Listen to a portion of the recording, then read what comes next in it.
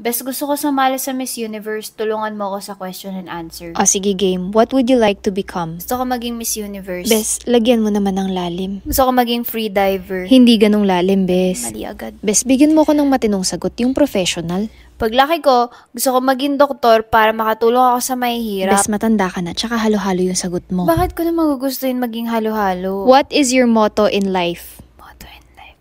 An apple a day is 365 apples. What is your edge compared to the other, hindi yung edad mo? Anong edge mo kumpara sa other contestants? Ed Sheeran. Pisting yaw. Do you have any special skills? Wala po, ganda Kung lang. magta-travel ka sa isang bansa, saan ka punta? To the moon.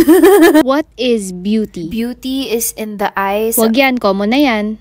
Beauty is in the ears. Anong ears? Tigilan mo ko sa ears. Beauty and the Beast. Any thoughts about children?